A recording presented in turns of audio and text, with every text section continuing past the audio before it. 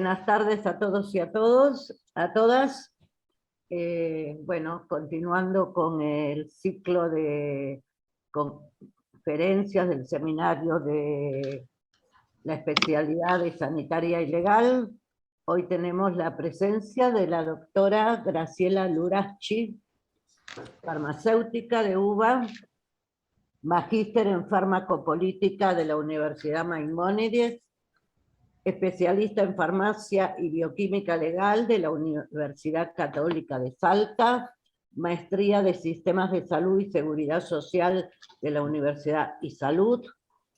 En superintendencia de servicios de salud fue subgerente de estadísticas en salud, responsable del área de estadísticas en salud de la gerencia de gestión estratégica en el periodo 2016-2017, integrante del equipo de evaluación de tecnologías sanitarias y tutelaje en el periodo 2009 a 2016, en PAMI, subgerente de auditoría de medicamentos de la gerencia de auditoría prestacional desde 2017 a enero del 2021, es miembro de la mesa directiva capítulo argentino de ISPOR, asesora temporánea de la Organización Panamericana de la Salud en 2015 con motivo de la realización del curso internacional sobre evaluación de tecnologías sanitarias,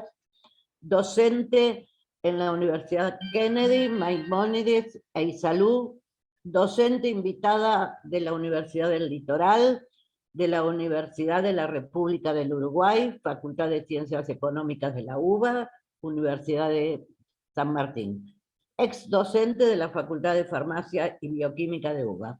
Doctora, todo el auditorio para usted.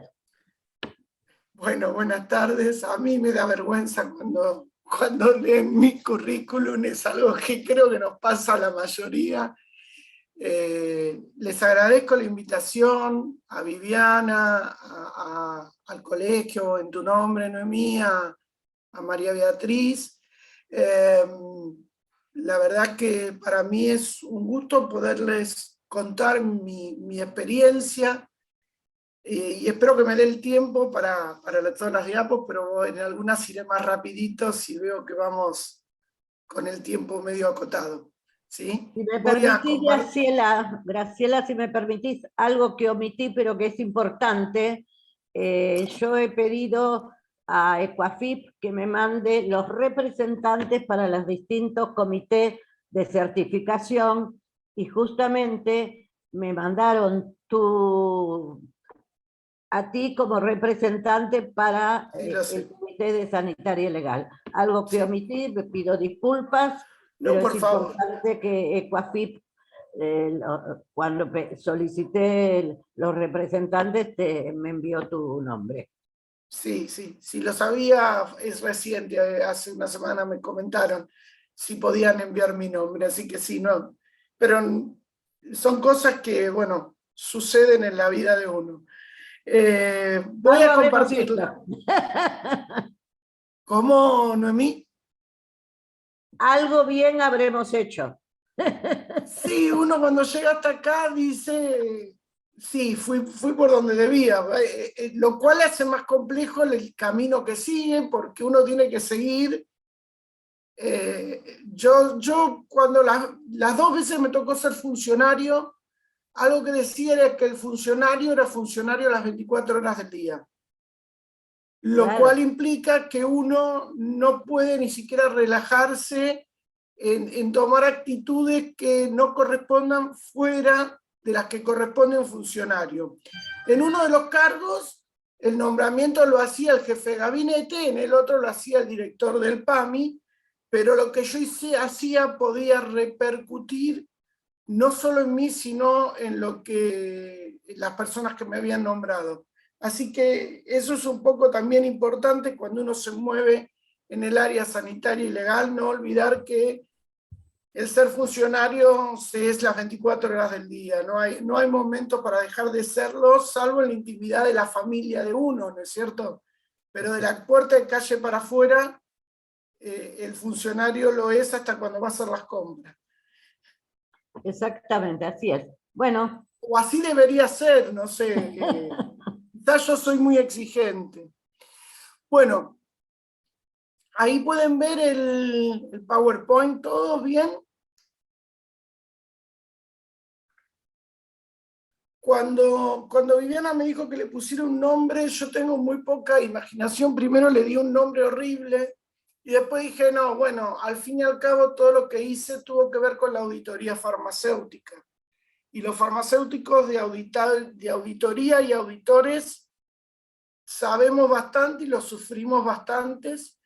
Este es un poco el temario que me dio Viviana, al cual yo le agregué 2 puntos más, porque me parecía que era importante un poco que entendiéramos estos 2 conceptos, porque son roles muy, muy interesantes y que no es solo el de auditoría que conocemos nosotros, que habitualmente es de cumplimiento de calidad, ¿no? Auditar es una actividad que es preventiva. ¿Preventiva por qué? Porque mejora la calidad y la productividad de las empresas. Y cuando hablo de empresas, tiene que ver con el hospital, tiene que ver con la farmacia, tiene que ver con una obra social, tiene que ver con el sistema en general. Uno tiene que auditar para que todo funcione con la calidad que se espera que tenga. Pero también uno audita muchas veces para proteger el patrimonio de una empresa. Entonces hay distintos tipos. Una que se hace internamente, que es la que estamos más acostumbrados, tratamos de ver cómo prevenir las fallas antes que sucedan. Una posterior, que es apareció un problema y lo quiero corregir, o sea, fallas que dañan la calidad. Y a veces puede haber una externa o una que puede ser interna, que se hace después que uno observa todo lo que pasó y detecta que hay fallas dentro que pueden dañar el patrimonio. Y esto es detectar fraudes, que muchas veces se contratan auditores externos, pero que también en las empresas de salud la auditoría se hace desde adentro hacia los prestadores, también con este objetivo.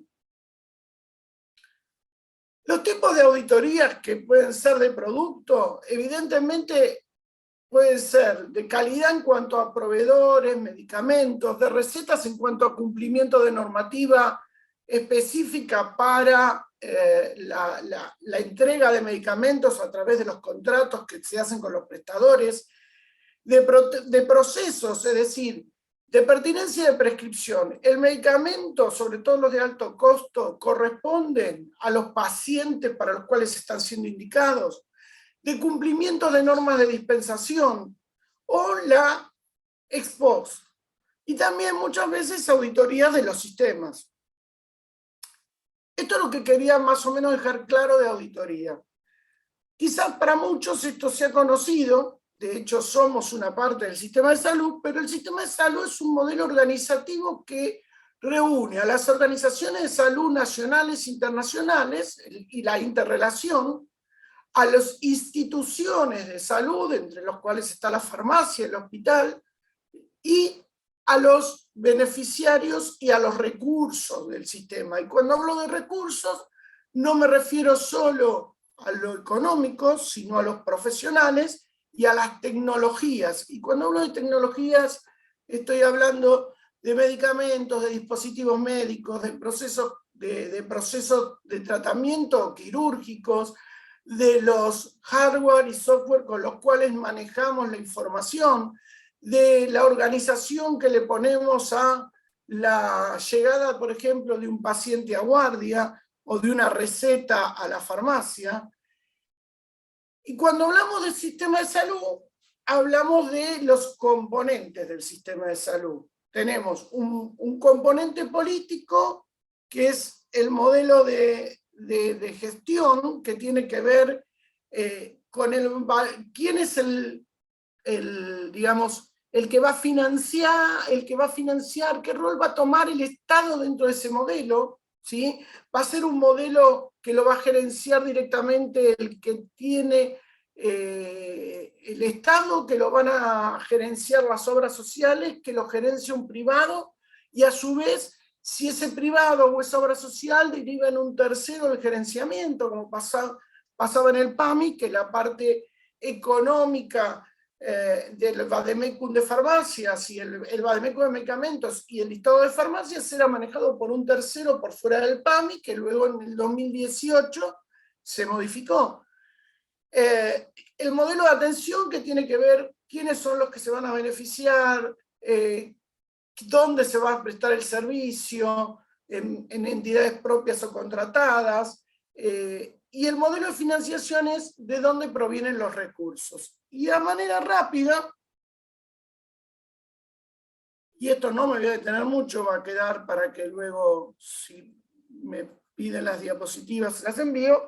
Nuestro sistema de salud, desde el punto de vista de las obras sociales, creo haberme salteado una diapositiva que se debe haber salteado sola por pesada. ¿Me dejan ver un minuto? Porque... No, viene después. Bueno, ya está. El sistema de salud del virreinato y empieza en el protomedicato, y si bien nosotros conocemos las actuales obras sociales, lo que quiero que les quede más o menos claro es que ya los sindicatos, a medida que se fueron produciendo la llegada de inmigrantes, ellos venían con sociedades de socorros o sociedades de fomento, que fueron las primeras obras sociales que existían, que no se parecían en nada a las modernas, pero que el sistema de obras sociales funcionaba desde el año 1856. La primera obra social fue la de socorros mutuos de zapateros de San Crispín. Y ahí en esos fines de década empezaron a llegar todos los hospitales de comunidad que nosotros hoy conocemos. Digamos que recién en el segundo gobierno de Perón fue cuando aparece el Ministerio de Salud como algo separado del Ministerio del Interior, como una secretaría, y que la gran parte de la atención de salud hasta los años 1970 funcionaba en lo que se conoce el sistema público, ¿sí? En 1970, con el gobierno militar de Onganía, se dicta una norma, una ley de gobierno de facto, en donde a las obras sociales se le obliga a brindar servicios de salud para sus beneficiarios, y en paralelo se crea una obra social, de la cual vamos a hablar luego, para los adultos mayores, a fin de desgranar justamente el porcentaje de población que más costos le generaría a la obra social que estaban exigiéndole brindar, con los aportes que hasta ese momento las obras sociales se utilizaban para deporte, para proveeduría y demás. Y no era obligatorio tener una obra social. Yo siempre digo que para mí un gran cambio a lo largo de mi vida. En 1969 yo me atendí en el hospital público, en 1970 empecé a ir a consultorios particulares de médico y firmábamos un cheque. Bueno, precisamente fue la obligación de que las obras sociales tuvieran que brindar servicio. Y bueno, acá hemos puesto a 3 personas muy importantes dentro del quehacer del sistema de salud, que son más que conocidas por ustedes, por lo cual, en virtud de ir ganando un poquito de tiempo, los dejo con sus imágenes, que creo que es más que respetuoso. Bueno, esperen que esto, como me quedó hoy. Bien, ¿cómo es nuestro sistema? Y nuestro sistema, van a escuchar 100.000 veces decir, es un sistema fragmentado, segmentado. Fragmentado, ¿por qué? Porque la gente que está en el sistema público no se puede atender en ningún sistema de obra social, porque para eso tiene que hacer o aportes y contribuciones laborales, o no puede ir a las empresas de medicina prepaga, porque para eso tiene que pagar una prima. Pero a su vez, dentro de lo que sería el esquema de obras sociales, está muy segmentado, porque si yo soy de OSECAC, no me puedo atender en los hospitales de seguros. Entonces, no hay un trabajo en red y hay, cuando uno cuenta esto, algunos países latinoamericanos dicen, pero ustedes están sobrecubiertos. Sí, probablemente, porque hay mucha gente, como en mi caso, que tenemos una obra social y tenemos una empresa de medicina prepaga y nunca hicimos la desregulación, pero usamos una sola.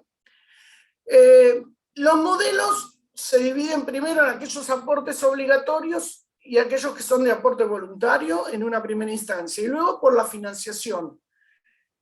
La financiación pública puede provenir de rentas generales y de aportes, contribuciones laborales,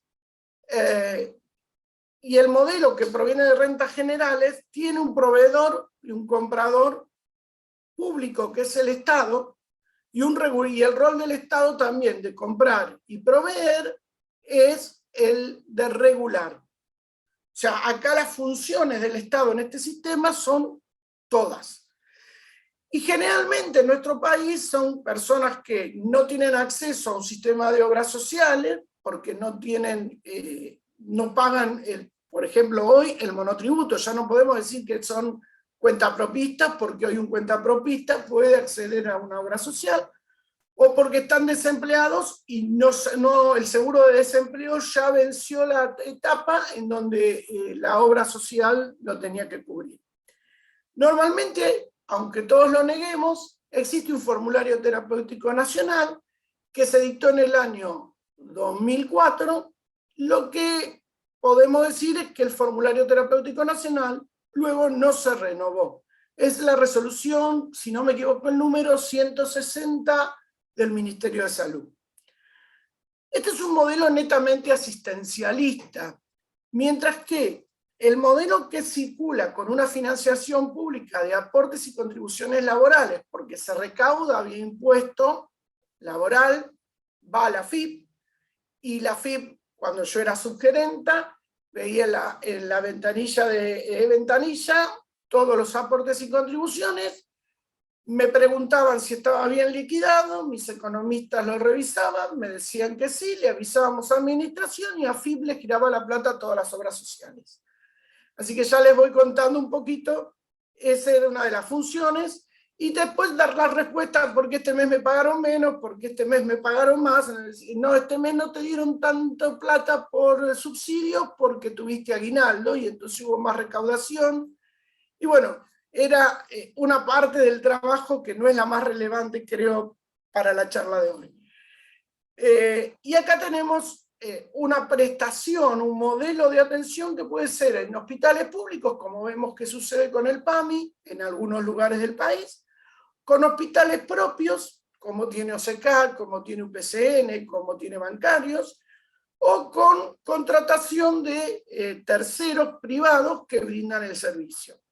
Y acá tenemos la primera segmentación, las obras sociales nacionales, de dirección y sindicales, las obras sociales provinciales, y en el caso de la Ciudad de Buenos Aires, una obra social municipal, que probablemente si existe en algún otro lugar del país, disculpen mi ignorancia, creo que es una de las únicas. Las obras sociales de las Fuerzas Armadas, las obras sociales digamos, del Congreso, la obra social del Congreso, la obra social de la Universidad de Buenos Aires, son todas por separado.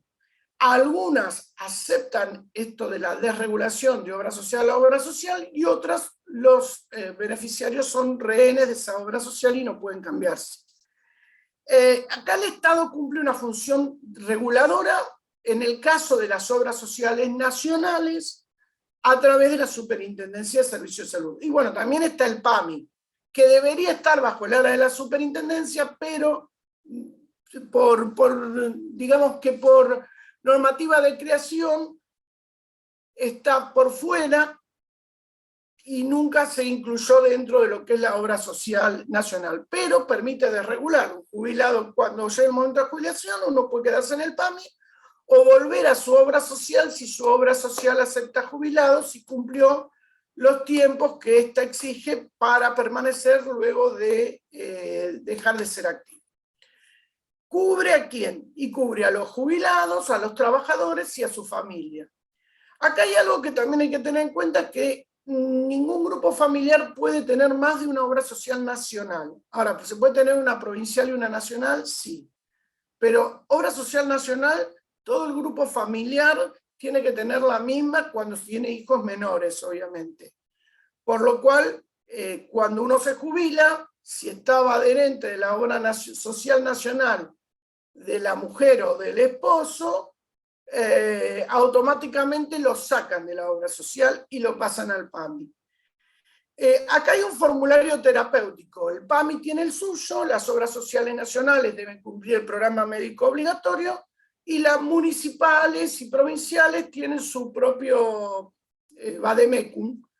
Pero la ventaja es que si hubiera algún conflicto y se consulta a la justicia siempre le pregunta a la superintendencia porque es la única ley que hay escrita. Entonces, por Código Civil, y sé que por la audiencia tenemos alguna abogada o abogado, se sabe que se rige por la ley similar y la única ley que hay es lo que dictamina el PMO, que deberían todos conocerlo los que tienen obras sociales nacionales, porque nosotros decimos que es la constitución de la salud, o sea, los derechos que yo tengo como beneficiario del sistema de salud y las obligaciones que las obras sociales tienen para conmigo. Este es el famoso modelo de seguridad social. Y por el otro lado, ya hacia los 70, aparece la posibilidad de pagos voluntarios, en donde uno paga una prima, y esa prima es dada a un privado, que son las famosas empresas de medicina prepaga, que el Estado a partir del 2012 empezó a regular desde el punto de vista no solo de que tenían que cumplir el PMO, porque ya lo tenían que cumplir desde el momento de la aparición de las empresas de medicina prepaga. De hecho, hay una ley que no recuerdo exactamente el nombre, pero que constaba de un solo artículo que decía que las empresas de medicina prepaga tienen que cumplir el PMO. O sea, eso ya venía desde el momento de la aparición, en los 90.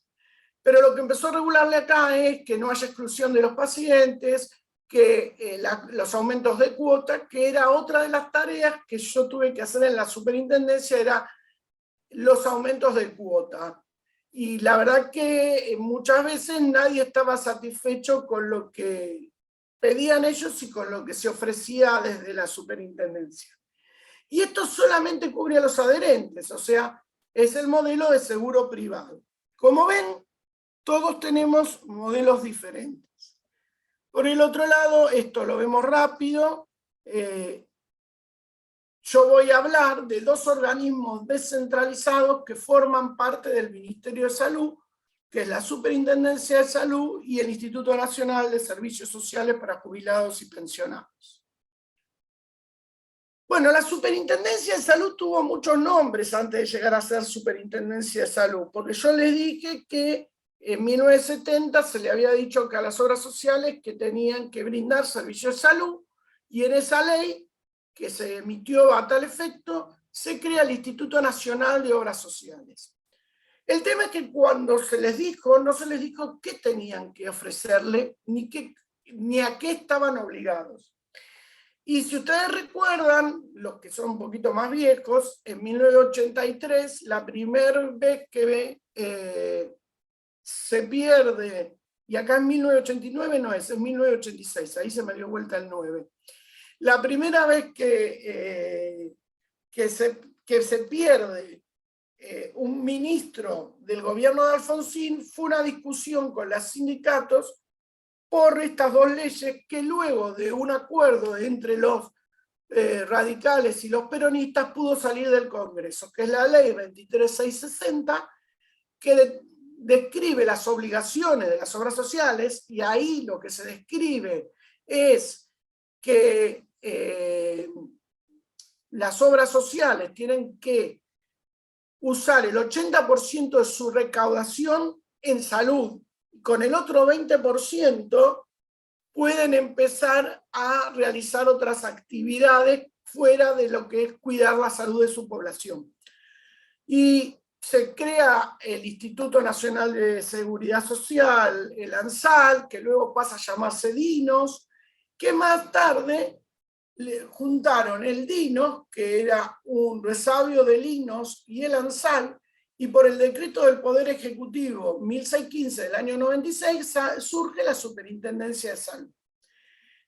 También surge, a 2 años después, la Administración de Programas Especiales, que en el año 2012 se fusiona con la superintendencia, y hoy la superintendencia, al incorporar a la APE, incorporó una serie de subsidios que se denomina Sistema Único de Reintegro, o SUR, en el cual trabajamos también muchísimo, porque tiene que ver con los dineros que se le reintegran a las obras sociales de las prestaciones que cubren al 100% denominadas de alto costo o de tratamiento de enfermedades catastróficas. Entonces, la ley 23660 decía que las obras sociales sindicales eran las asociaciones de trabajadores, que había institutos sociales, describía los tipos de obras sociales. No me quiero detener mucho, pero quiero que les quede, porque nunca uno va a leer estas leyes porque son muy viejas, pero son las que rigen. Describía todos los tipos de obras sociales que yo les estuve nombrando de memoria, porque a mí me gusta a veces forzarme. Y le decía qué tenían que hacer, que debían destinar de forma prioritaria para salud el 80% de su recaudación, que obligaba a tener un programa médico asistencial para sus beneficiarios. O sea, uno cuando tiene una obra social, lo primero que te piden es presentarme el programa médico asistencial, un presupuesto, recursos, tiene que presentar memoria y balance. Cuando las obras sociales no presentan estos datos en la superintendencia, se las puede intervenir o suspender. Al inscribirse se le da un RENO, que es el Registro de Obra Social, Registro Nacional de Obra Social. Tienen que presentar el padrón de beneficiarios, porque a través de este padrón es que cobran, y tienen la obligación de, cuando una persona es despedida, por 3 meses seguir cubriéndolo, no porque sean buenos, sino porque lo que a ustedes hoy le retiraron de su sueldo en este mes, la obra social lo percibe recién dentro de 3 meses. O sea que si a ustedes los echan hoy, dentro de 3 meses recién van a recibir ese aporte y contribución que ustedes hicieron hoy, por lo cual es lógico que durante 3 meses más la obra social siga brindándole servicios, porque ustedes pagaron por adelantado.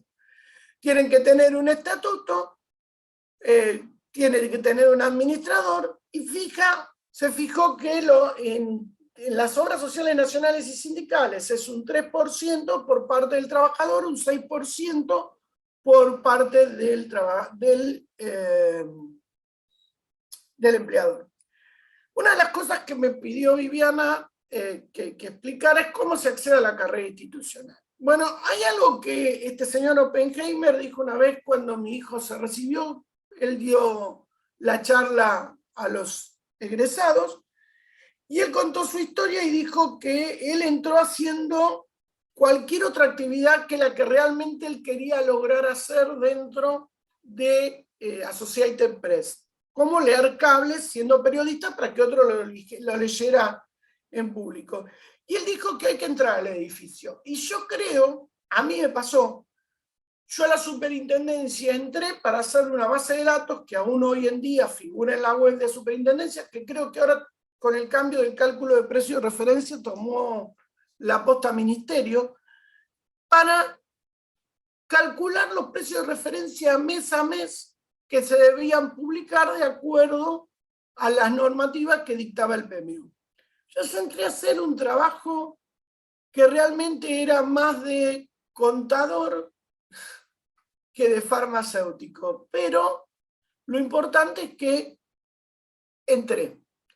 Y entre el 2005 y el 2007 fui una asesora externa, porque me llamaban cuando me necesitaban, y si no, yo desde mi casa hacía la base, la mandaba y alguien en la superintendencia la subía. Luego los vaivenes políticos, cuando uno entra en forma de contrato, puede suceder que no te lo renueven. Es uno de los riesgos cuando uno tiene un contrato y cambia el color político, incluso dentro de un mismo gobierno, deciden no renovártelo.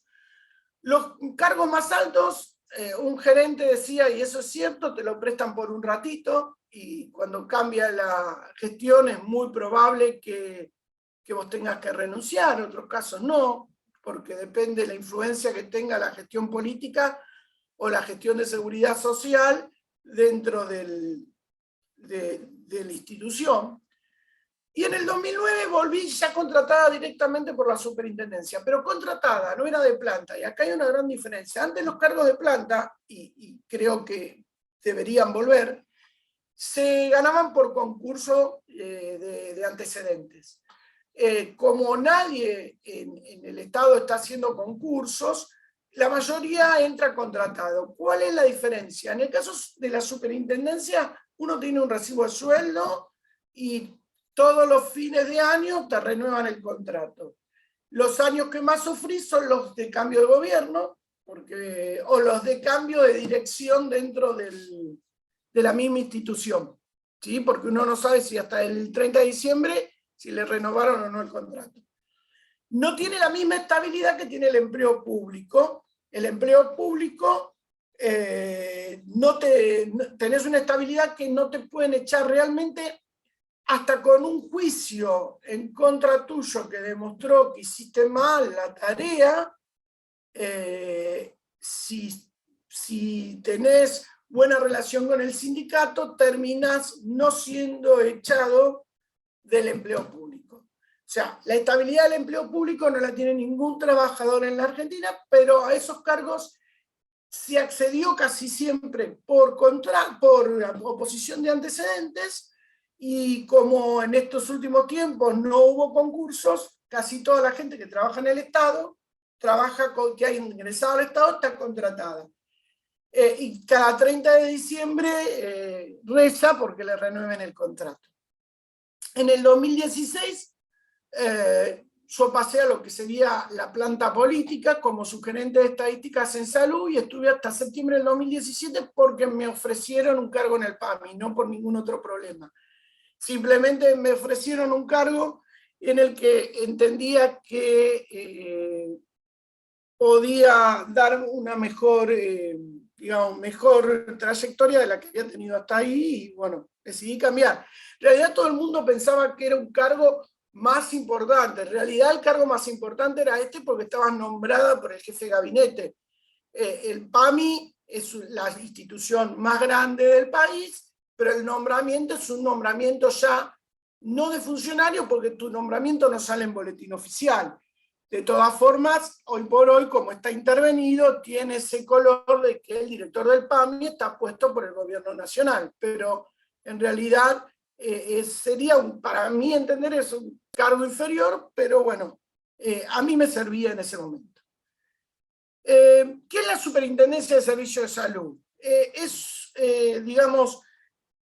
quien tiene que regular, ¿sí?, las actividades de las obras sociales, sindicales y de dirección, depende del Ministerio de Salud, y a las entidades de medicina prepaga a partir de la ley 26.682.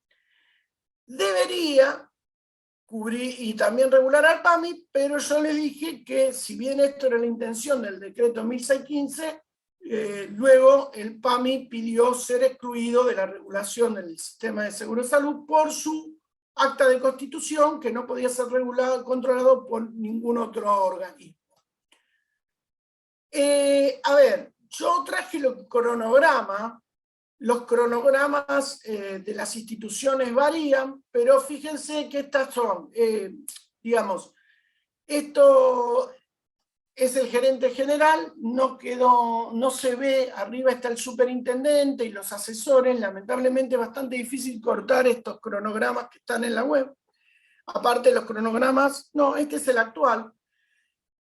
La actividad desde el 2005 siempre fue mía en la gerencia de gestión estratégica, que hoy está José Pérez de Bustos, que fue en la época que yo estaba en el 2005, era gerente general, así que más o menos los nombres y la gente dentro del ámbito de la superintendencia nos vamos repitiendo y vamos siendo conocidos, y para mí es como mi segunda casa, pero bueno, por una nueva normativa que sacó en el año 2017 Macri, los que estamos jubilados no podemos ser asesores porque considera que se cobran 2 sueldos del Tesoro Nacional, cuando en realidad en el caso de la superintendencia no es cierto, porque los sueldos de toda la gente que trabaja en la superintendencia surgen de los aportes y contribuciones de todos los empleados del país que tienen una obra social nacional.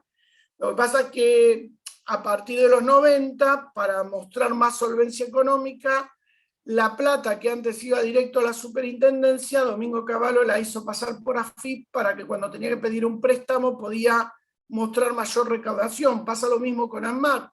Cuando nosotros pagamos la plata en ANMAT, se va directamente a AFIP, y cuando ANMAT la necesita, AFIP se la da.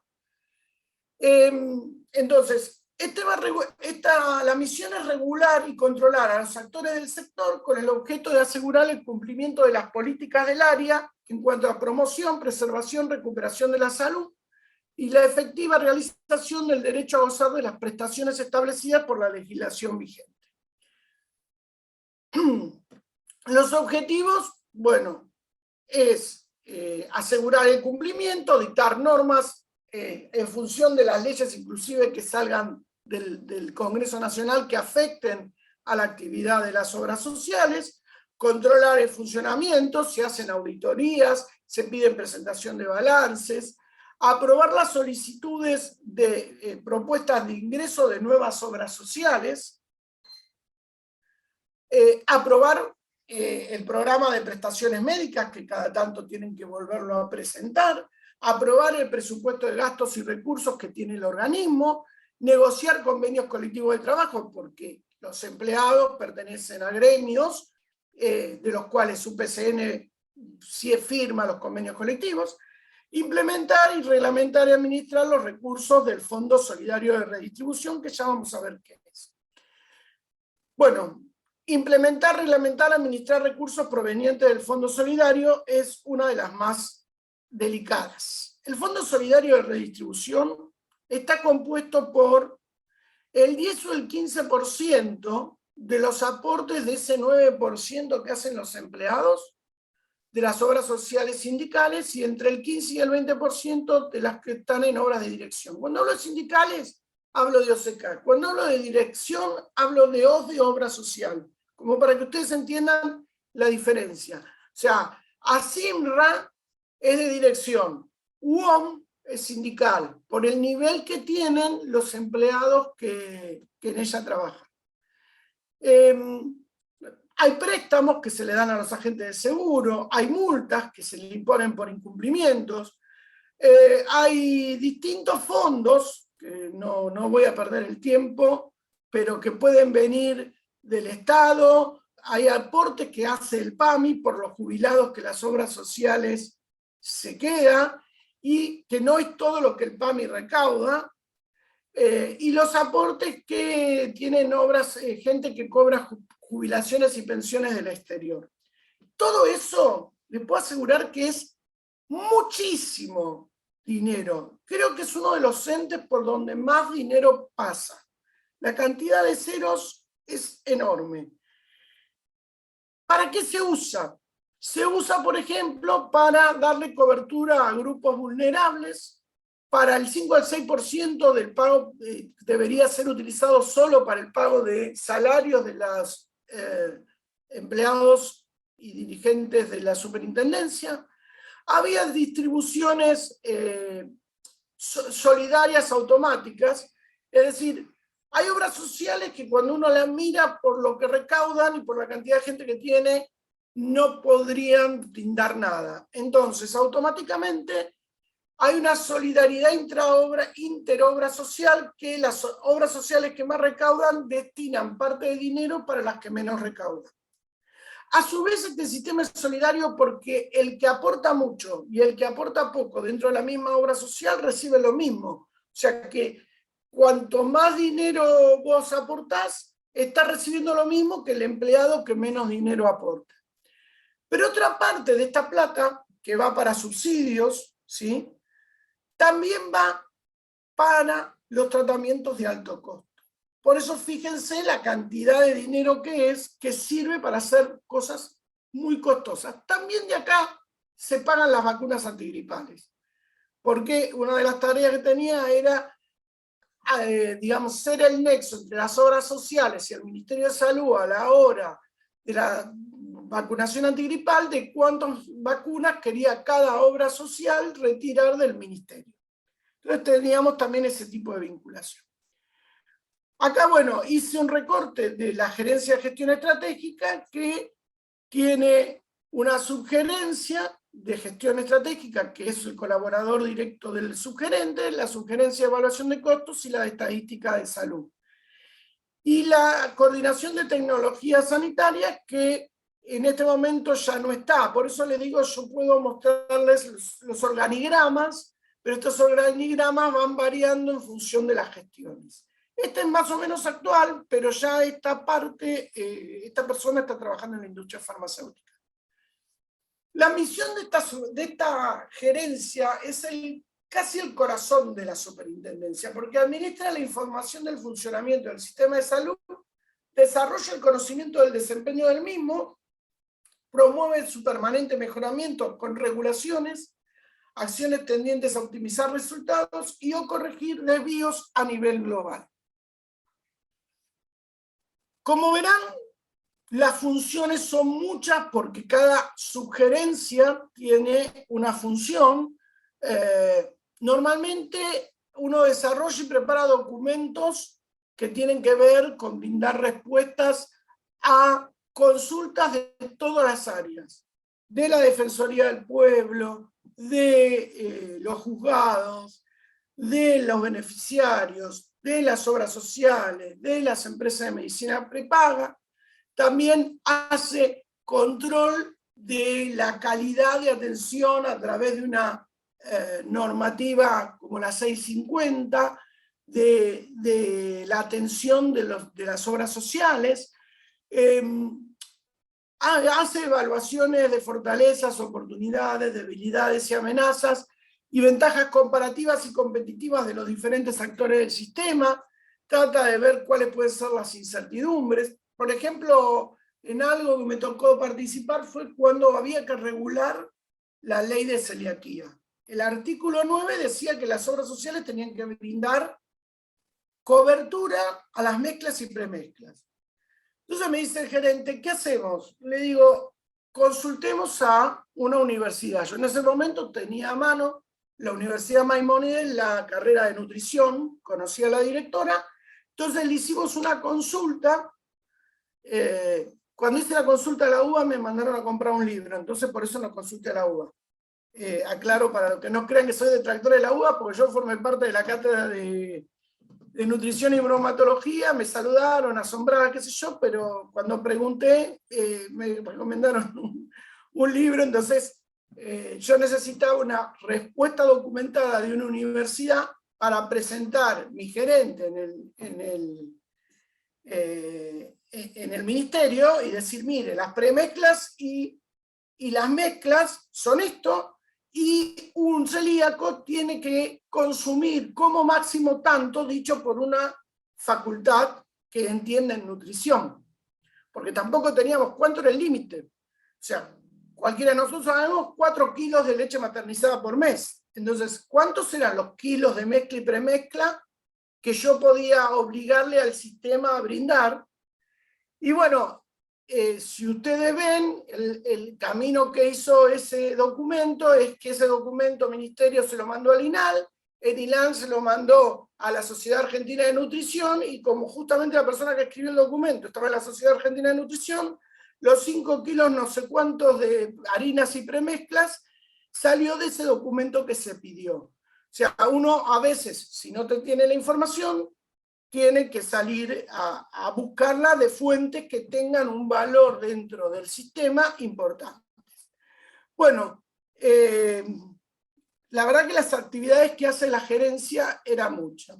¿Qué se podía hacer como farmacéutico dentro de esa subgerencia? Generar bases de datos, como por ejemplo, con precios de medicamentos y o productos médicos, como hicimos a partir de trazabilidad, por ejemplo, para poder explicarle a todas las áreas, hicimos un documento que a los 3 días de haberse terminado, ya estaba en todas las obras sociales, no sabemos cómo llegó, pero era para poder generar esa base y subirla a la plataforma, porque alguien la tenía que armar.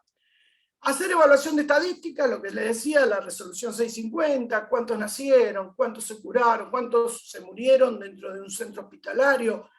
Son datos que tienen que ver con la calidad de atención, y cuando se pensó en la 650 en el año 97, se quería hacer algo más de lo que luego resultó. Una de las cosas que me pasó siendo subgerente de estadística, y voy a corroborarlo en este censo, es que me preguntaron qué dato nos era útil para el censo que va a hacerse ahora el 18 de mayo. Me lo preguntaron en el año 2016, porque desde ese entonces se está armando el censo. Y una farmacéutica que es discapacitada me comenta que en el censo 2010 a ella no la censaron como discapacitada porque la discapacidad iba en en la consulta ampliada. Y la verdad que a mí me parece que eso es un sesgo del censo, porque después que la consulta ampliada caiga en la casa de un discapacitado, ¿cómo haces esa proyección para saber la verdadera realidad de cuánta discapacidad existe en el país? Entonces yo lo que le propuse al INDEC cuando me hizo la consulta es que la consulta de discapacidad estuviera en el cuestionario global, y que la consulta de tipo de discapacidad estuviera en el ampliado, porque eso me era más fácil, pero ocultar el nivel de discapacidad no te permite generar políticas. Bueno, no puedes hacer política de subsidios, ni política de salud, sin saber la verdadera realidad de cuántos discapacitados, máxime que se dieron en un momento muy fácilmente certificados de discapacidad, una discapacidad real, pero la discapacidad a veces por enfermedad de Crohn, digamos, el diabético también puede terminar pidiendo un certificado de discapacidad si es por determinados tipos de enfermedades. Pero bueno, lo importante, vamos a ver ahora cuando entre yo a contestar el censo online, si esa pregunta se incluyó o no. También otras oficinas estadísticas nos pedían precios o atención, o sea, hay una interconexión entre todas las oficinas estadísticas que va a depender del desempeño de quien esté a cargo, qué información querés dar o no. Se colaboró en la evaluación de precios, se calcularon, o sea, ahora por ejemplo, este nuevo cambio de precios de referencia, a mí me convocaron en forma extraoficial obviamente, porque yo era una de las que conocía más el modelo de precios de referencia. Calcular el costo de las intervenciones, eso lo hacía la sugerencia de costos, tenían que ver si los precios que le querían cobrar porque tenía una preexistencia era adecuado o no. Realizar evaluaciones de tecnologías sanitarias, y en su momento ser integrante de la UCED, hoy esa área es integrante de la CONETEC en el Ministerio de Salud. Trabajar en la redacción de normativas, por ejemplo, cuando salió la trazabilidad de productos médicos, el tema de implantes, de la habilitación de distribuidoras para los implantes hospitalarios, había que hacer algo para que el sistema no siguiera comprando por fuera de la normativa. Responder expedientes, como les dije, y nos vamos a centrar más que nada en esos dos temas. Un poco decirles que el sistema siempre está corto de recursos y pelea con dos conceptos, que es sustentabilidad, que todos los que reciben hoy un determinado producto sigan recibiéndolo a lo largo del tiempo, no haya discontinuidad, y que si tiene que seguir por muchos años más, aún lo pueda recibir el que todavía no nació. Y en cuanto a equidad, el concepto de equidad horizontal y vertical, es decir, el horizontal es que todos los que estamos enfermos de lo mismo tengamos acceso a las mismas tecnologías o a los mismos tratamientos, si lo queremos hacer más gráfico, y la horizontal y la vertical es que siempre reciba más aquel que más necesita el sistema y menos el que no lo necesita, que puede pagar, por ejemplo, y ahí es donde a veces más falla la equidad. Lo importante que tenemos como objetivo es acceso a medicamentos esenciales, que OMS lo marca como uso racional de medicamentos, que cuando se trata de medicamentos bien económicos lo tenemos bien en claro. Cuando es alto costo y enfermedades muy crueles, muchas veces se nos va del horizonte del uso racional de medicamentos y creemos que todos los medicamentos van a hacer el mismo efecto en distintos pacientes, y no es así. Financiación sostenible, por eso salieron varias resoluciones, inclusive esta que fue la modificación en la que trabajé, que fue la modificación de la 500 y todas las sucesivas, hasta la 400 del 2016 y la 46 del 2017, la parte de precios la hacía yo. Precios asequibles que tienen que ver con tomar el precio de referencia como un precio tope para que la seguridad social sea sustentable, y un sistema de suministros fiables que sí lo tenemos. Bueno, lo que se arma son distintos tipos de conjunto de prestaciones que va a ser por diferentes niveles que podemos armarlos, y que en nuestro sistema tenemos una combinación de todos los criterios. Cuando hacemos auditoría de pertinencia es hacer evaluación de tecnologías sanitarias, es cumplir, o sea, es llevar lo que conocemos de la evidencia científica a un lenguaje que el que tiene que tomar la decisión sepa para qué paciente tiene que elegirlo. Y acá hago un alto cortito que digo, ANMAT evalúa seguridad y efectividad. La evaluación de tecnología sanitaria evalúa la seguridad y efectividad comparada en función de que el medicamento va a ser mucho más caro. Bueno, por muchas de estas causas, que cuando el medicamento sale lo usa todo el mundo, que el médico tiene una variabilidad en su capacidad de decidir, varios médicos frente a un paciente similar toman decisiones de acuerdo a cómo vino él con su formación, que los medicamentos tienen un ciclo de vida, que hoy hablamos mucho de enfermedades poco frecuentes en donde el negocio de volumen se transformó en un negocio de precios porque al paciente hay que buscarlo con lupa, y que la gente cada vez que aparece una tecnología sanitaria, las mejoras que va dando tiene una línea recta y la gente cree que la tecnología le va a aumentar mucho más la expectativa cuando hoy tenemos muchas tecnologías muy cosméticas.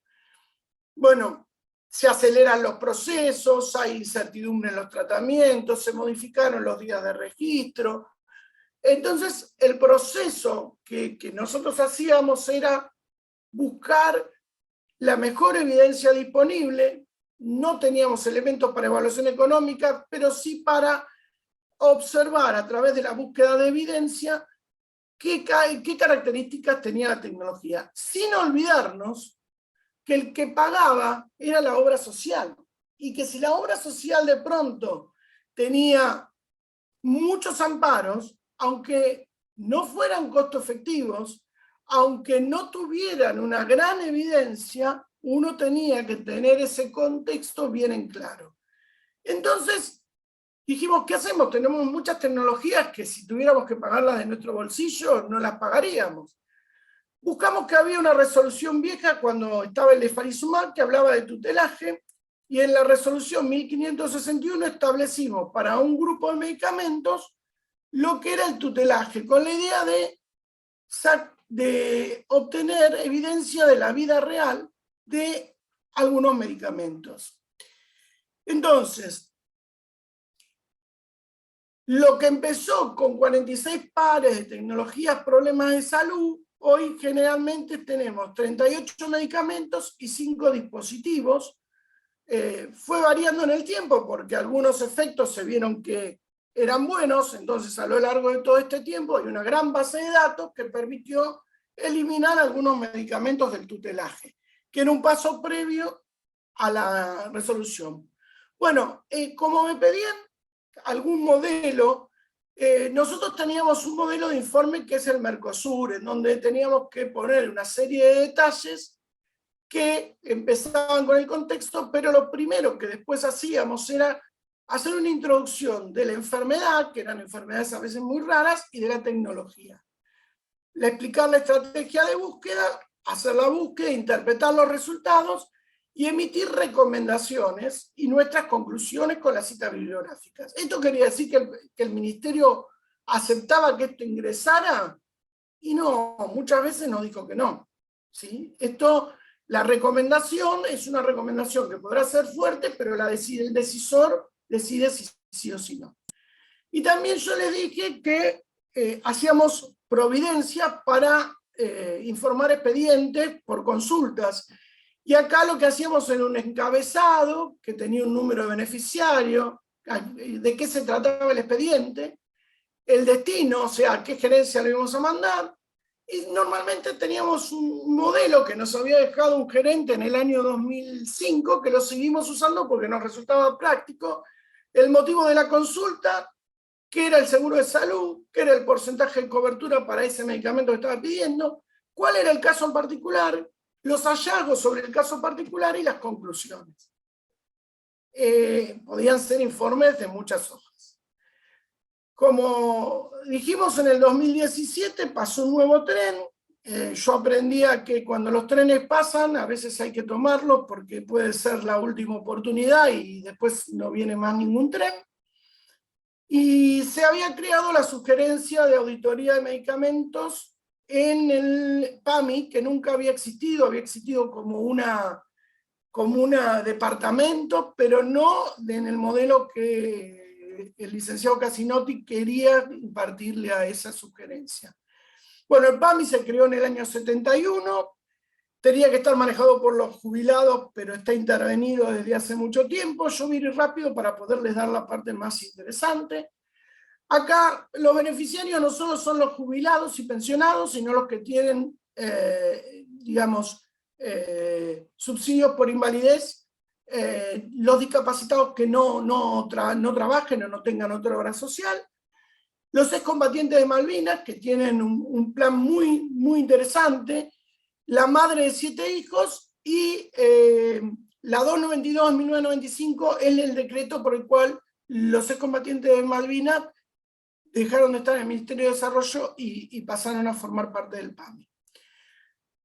Bueno, aparte de prestaciones médicas, brinda prestaciones sociales, bolsones, subsidios, leña, viajes, asistencia en el hogar. El PAMI tiene muchas partes, ¿cierto? El instituto.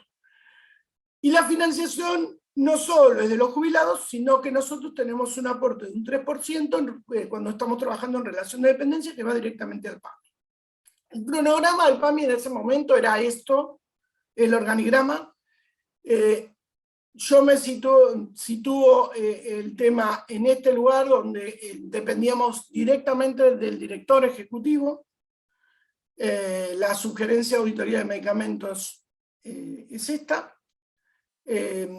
Obviamente me tocó realizar la normativa de los alcances y funciones de la sugerencia, porque no estaban escritos, había que escribirlo.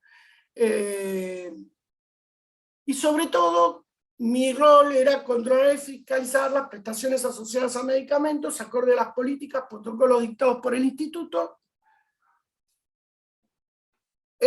recomendando la implementación de medidas conducentes a las mejoras cual y cuantitativas. Acá lo que yo hacía era la auditoría tipo la externa, que era ex post. Ya se había pagado, y a mí por ahí venía gente que me traía una receta y dice, mirá, esta receta me parece que es falsificada. Muchísimas farmacias se presentaron con recetas diciendo, mirá, me trajeron todas estas recetas y a mí me parece que esto no está claro.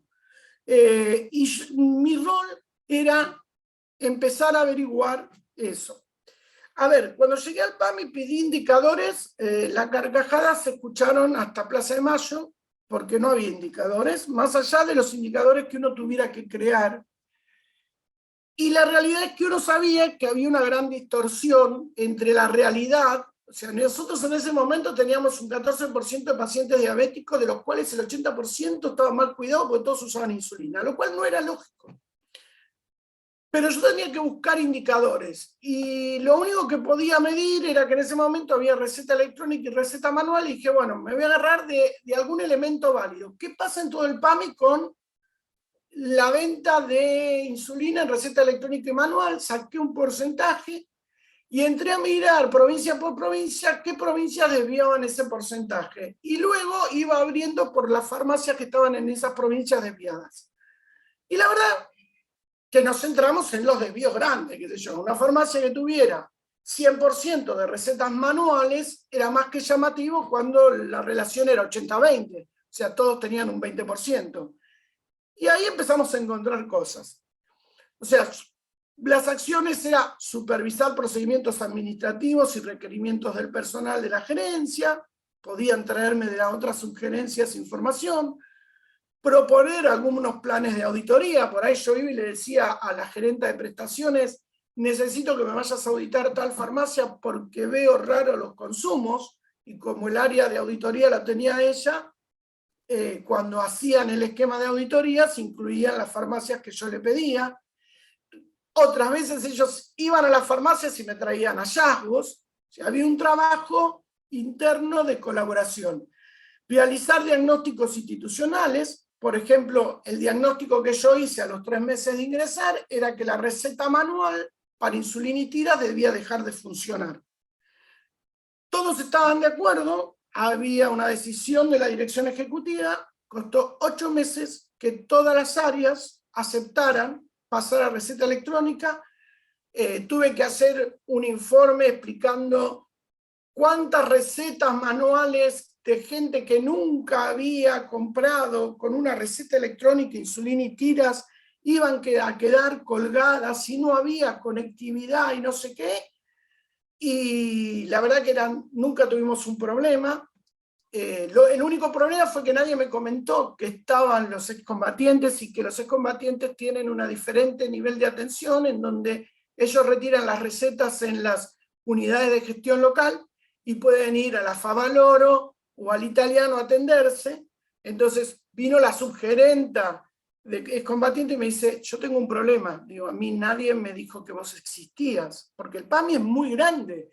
Mismo en Capital hay muchísimas dependencias. Ella estaba en Avenida de Mayo, yo ni sabía que existía, y que formaba parte de una gerencia que estaba en el piso de arriba mío. O sea, nadie en todas las reuniones te dice, hay una subgerencia de veteranos de guerra, habría que preguntarle a ellos. Ah, bueno. Y me dice, ¿qué hago? Sacame, te armo una resolución, pero la sacás vos, le digo, en donde me pedís 2 meses para poner en práctica la norma. Yo en 2 meses te pongo computadora en todos los centros de excombatientes. Y en 2 meses tuvieron las computadoras y los excombatientes iban y les hacían las recetas, porque los excombatientes no había mucho dato y eran los que más nos utilizaban también para los fraudes. Entonces, tratábamos de limitar todo eso. Realizar auditorías de todas las prestaciones asociadas al medicamento en forma transversal.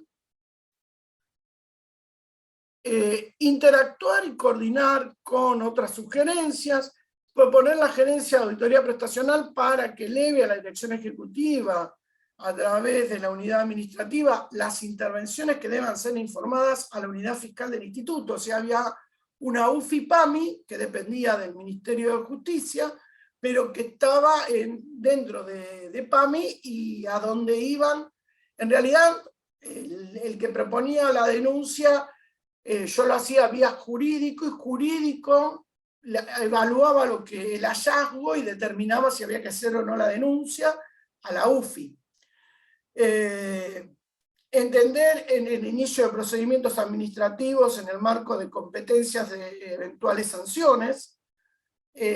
Ahí fue la parte que más me negué a aceptar, pero que cuando me descuidé me la escribieron, porque yo, la verdad que tener que decir esta farmacia tiene que ser suspendida, para mí que era farmacéutica, era al principio muy doloroso, y a medida que fuimos haciéndolo, nos dimos cuenta que era necesario para que el instituto pudiera seguir funcionando. Integrar comisiones relacionadas a medicamentos dentro del marco del instituto. Bueno, entender esto ya está, a veces no sé si paso. Entonces le dije, generar indicadores a partir de los datos que había. Después la otra pregunta es, ¿y si un día no me traen más denuncias desde afuera? y yo tengo que seguir buscando, entonces armamos una selección por multicriterio, sentándonos y pensando, a ver, ¿qué tendría que tener una molécula para que alguien quiera llevarse ese medicamento para venderlo por afuera?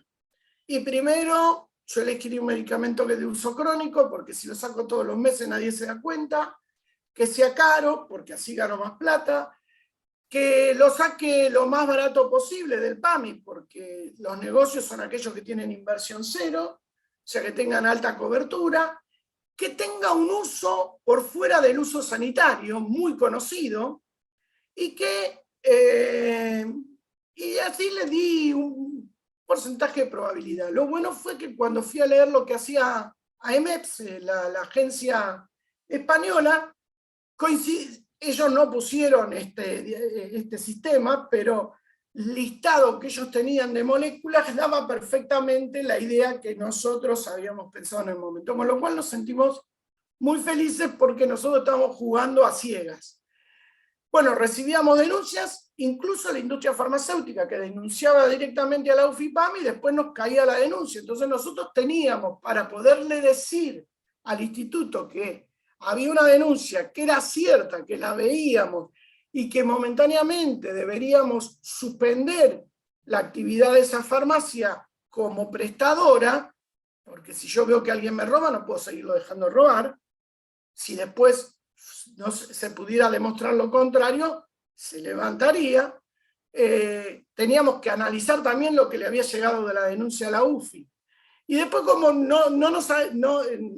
digamos, cada vez que había alguna denuncia de medicamentos que no pegaba en el PAMI, igual mandábamos a la gente de jurídico a que fuera a buscar las actas de allanamiento de otros eventos donde había medicamentos, porque era tanto lo que sacaban del PAMI que no nos extrañaba. Y de hecho una vez encontramos una insulina que se había vendido en Córdoba en un quincho en provincia de Buenos Aires, porque Roche dijo, esta insulina se vendió en tal farmacia, que era una de las tantas farmacias que nosotros teníamos en la mira. O sea que no estábamos tan locos, pero no nos daba el tiempo, éramos 7 personas solas. Era bastante trabajo. Yo me di cuenta cuando me fui que bajó mi nivel de estrés, porque eran 9 horas todos los días sobre esto. Bueno, evaluábamos los desvíos, analizábamos con minería de datos las alertas, qué sé yo, pedíamos, dame las prescripciones que un médico haya hecho entre las 8 de la noche y las 8 de la mañana, que no es un horario típico de médico, porque había médicos que se habían comprado un programita que ponían a hacer las recetas, así a la mañana cuando iban al consultorio lo tenían que hacer, pero en el camino te hacían otras cosas.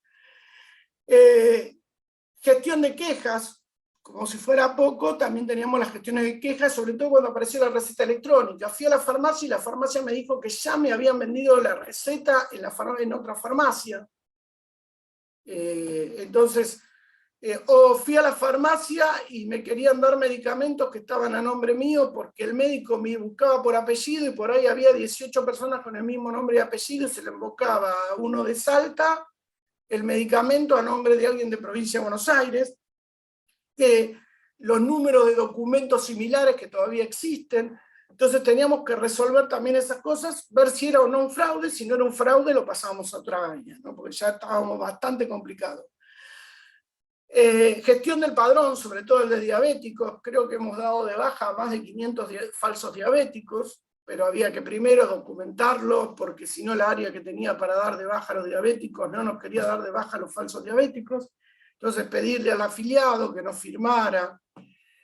Auditorías de farmacias, allanamientos a farmacias cuando nos pedían que colaboráramos la justicia, nos ha tocado. Allanamientos que íbamos nosotros junto con la policía en el momento por orden de dirección ejecutiva. Obviamente elaborábamos recomendaciones, por ejemplo, que a la farmacia le salga que el afiliado no es de la provincia en donde está comprando. Entonces, uno como estuvo en farmacia, ¿qué hace un farmacéutico cuando ve que el afiliado que está comprando en Capital Federal es de Formosa? Vino de paseo, porque nosotros somos así en el mostrador. El problema era que costó Costó muchísimo la receta electrónica obligatoria, pero todo lo demás quedó por salir y lamentablemente es como que hay que volver a empezar porque todo eso se puede colocar en el sistema. Obviamente que esto hizo que en todas las denuncias que se hicieron en la época del licenciado Casinotti, figure yo como la que tengo que ir a dar los testimoniales. Tenía que ir a dar los testimoniales, me conozco como Dropí, Loma de Zamora, Córdoba, donde las últimas dos fueron por Zoom, una fue Mendoza, o sea, las últimas dos fueron más difíciles porque fueron con la contraparte, ya no era una testimonial, sino que era una declaración frente al abogado de la otra parte. Fue una experiencia interesante, ¿no? ¿Cómo hacíamos la auditoría? Primero, cuando había una venta inusual, o por ejemplo, me acuerdo que en Pascua del 2020, en plena pandemia, no teníamos nada que hacer, evidentemente, vimos que había un médico ginecólogo haciéndonos recetas de insulina, a hombres y mujeres, lo cual ya de por sí, hacer insulina era raro, que el ginecólogo le estuviera prescribiendo a los hombres era mucho más raro, porque los especialistas están dentro de instituciones. Me pasé cada 10 minutos todo el fin de semana largo viendo cuándo aparecía la receta electrónica de insulina y el lunes 8 de la mañana llamando a un hospital de Córdoba pidiendo por el médico. Me dice, no, el doctor no está. ¿Cómo no está si está haciendo receta? Bueno, se armó un gran revuelo, el médico apareció. Ay, debo haber dejado la máquina abierta en el hospital. Llegó un momento que ya sistemas para no dar más de baja me habían dado el poder para dar de baja las recetas electrónicas que yo veía que llevaban a algún paciente que ya sabíamos que era falso. Pues llegó un momento que teníamos un listado de pacientes falsos, entonces eso nos permitía. Yo creo que debemos haber dado de baja más de 10.000 recetas y nunca nadie reclamó una insulina. Con eso quedaba bien claro lo que teníamos adelante. Y después lo que hacíamos eran consumos históricos. A ver si hacíamos un informe. Los consumos históricos eran no solo pedir el momento, sino pedir, nosotros podíamos pedir del 2015 en adelante porque no tenían información guardada anterior. Y veíamos el comportamiento, y como nosotros conocíamos, sobre todo podíamos conocer bien a la farmacia, porque las personas que éramos farmacéuticas habíamos trabajado en farmacia, y sabíamos muy bien que si una farmacia un día vendió 6.000 insulinas un mes y al otro mes vendió 7 o se fundió, o las 6.000 no las vendió. Es muy raro pasar de 6.000 a 7 y seguir vivo en el intento. Todos sabemos que esos cimbronazos las farmacias no lo resisten económicamente. Para hacer los informes jurídicos nos había pedido, eso fue el primer pedido que tuve, para que yo lo entienda como abogado, vos tenés que decirme cómo es el procedimiento de provisión de medicamentos, cómo es el procedimiento de acceso a medicación para diabetes, qué viste, cuantificame el daño, las recetas que no se vendieron me las das como tentativa y las que se vendieron como fraude, y qué acciones o antecedentes observaste de este prestador, y aparte meterle recomendaciones para otras áreas de la gerencia. Si ustedes quieren ver un tema interesante, que eso fue algo que intervenimos nosotros por denuncia de una farmacia, y a su vez esa era la denuncia que había hecho el centro médico en Ciudad. Está en YouTube, de remisero a millonario, que lo pasa Crónica TV. Los papeles que muestra, cuando lo vi yo me quería morir, el periodista son los escritos nuestros. No sé cómo le llegaron a él, porque yo solamente se lo mandé a juzgar. Entonces, ¿qué cosas hice que pueden ser útiles para esto? Para la parte de superintendencia, todo curso de medicina basada en evidencia, evaluación de tecnología, economía de la salud, es muy útil. Yo hice hace muchos años un curso de auditoría en el colegio, en el año 99. Después hice la especialización de farmacia y bioquímica legal, que por ahí la había Nancy Suane, que la conozco de esa época. Y bueno, como dijeron, hice la tesis.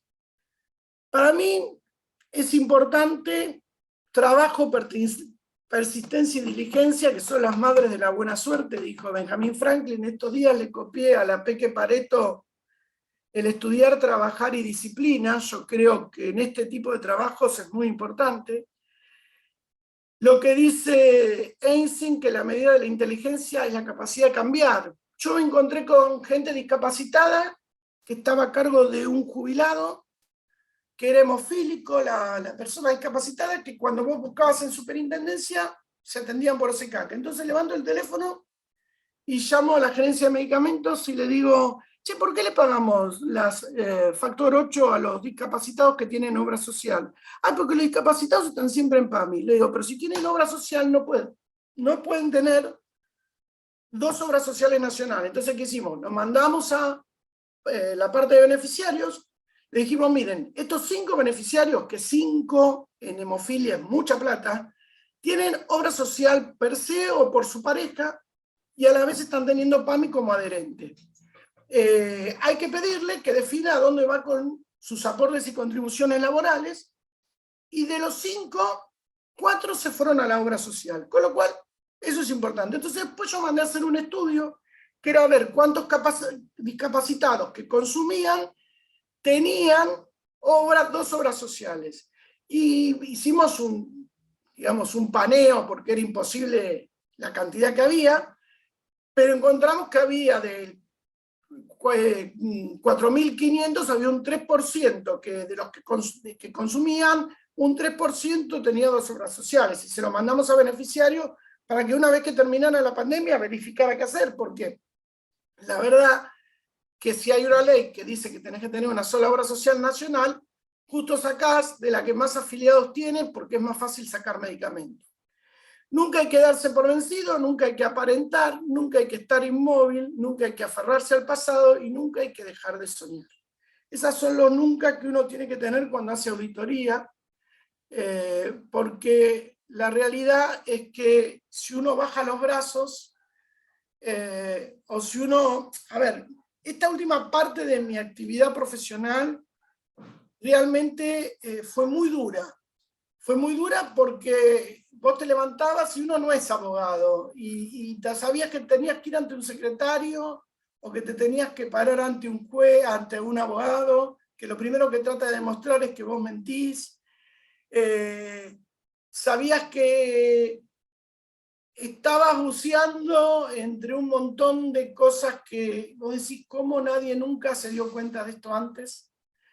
Pero creo, cuando me tocó irme, que uno ya lo intuía, me fui teniendo la conciencia tranquila. Sé que aún hoy, porque los otros días me avisaron, algún juzgado puede pedirme que vaya a declarar para hacer una ampliación de testimonio, así que avisé a mi casa que no se asusten si llega alguna cédula judicial, no es porque me van a poner presa, pero también hay que tomar muchos recaudos. Yo cuando me fui dejé muchas recetas, así que le hice firmar a quien recibió eso todo lo que quedaba. No hay que hacer el error que hizo la persona que firmó y no revisó. Hay que revisar, porque yo podía haber escrito cualquier otra cosa. Tengo la certeza de que algo aporté para que cambie, y que lamentablemente, por lo menos hasta hoy lo que sé, es que aquellas farmacias que fueron suspendidas siguen suspendidas, no porque quiera que mis colegas no ganen plata. Lo que yo no quiero es que a través de nuestros títulos, porque muchas veces no eran farmacias de farmacéuticos dueños, nos utilicen. Y algo que quiero que les quede claro a los que trabajan en farmacia: cuando ustedes sellan una receta de obra social, no es el sellito de la receta de obra social. El juez interpreta que ustedes están avalando con su sello los troqueles, la prestación brindada. Y presentarse en un juzgado y decir, yo no atiendo PAMI, porque lo atienden los empleados. Siempre una receta es un acto de dispensa, y el acto de dispensa está controlado por un farmacéutico. por lo cual, aunque no atienda a PAMI, tiene obligación de controlar lo que hacen los subordinados. Y si el troquel es falsificado y uno le puso el sello con su firma, está avalando que el troquel es falsificado, y normalmente el que termina teniendo el problema es el farmacéutico. Obviamente el dueño se va a hacer solidario, porque las preguntas que hacían los juzgados es, y que cambia de provincia en provincia, es ¿quién es el responsable de pegar los troqueles? Porque el juez no tiene mucho conocimiento del tema. ¿Y quién es el responsable de cobrar? Y en provincia de Buenos Aires la figura es el farmacéutico. En Capital Federal, si el farmacéutico no es dueño, los podemos separar. ¿Por qué? Porque el farmacéutico no es el que administra la farmacia. Así que yo creo que hay que tener en cuenta esto también, o sea, que esto sirva para que ustedes entiendan que no estamos simplemente sellando. Y PAMI pedía el sello del farmacéutico como garantía de calidad y atención. Entonces tampoco le dejen el sello a cualquiera. Revisen bien, controlen lo que entra y lo que sale de la farmacia. Porque si sale más de lo que entró, algo raro está pasando. ¿Sí? Y lo que pasa en los malos momentos, en lugares, por ejemplo, como Santa Fe, donde la propiedad es sola del farmacéutico, una farmacéutica le hicieron vender la propiedad, porque era una propiedad figurada, se quedó con el juicio penal y sin el trabajo. Entonces, ojo, no es tan fácil poner un sello en una receta de obra social. Así que, no sé, si alguien quiere preguntar algo. Estoy pasada.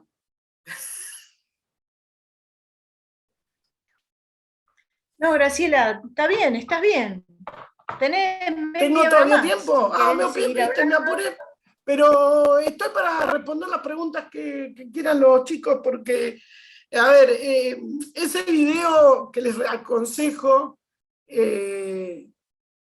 surge, esa denuncia viene una farmacia que me plantea, mira, como me conoce tanta gente, me llama y me dice, mira, me pasó esto. Yo entregué unas teras reactivas a un cliente que tengo hace 15 años, que viene siempre con muchas recetas, y vino la dueña de la receta, me increpó porque se la había dado. Como el hombre me dejó el teléfono, lo llamé y me devolvió las tiras. Y como una ya no las tenía, me las pagó. ¿Qué hago? Presenta la denuncia acá en PAMI, le dije. Si tenés un video, presenta la denuncia con el video de lo que hizo el señor. Bueno, se hizo todo. Yo busqué era un afiliado de PAMI, inclusive la persona. Bueno, en paralelo hay una denuncia del centro que este hombre llevaba gente.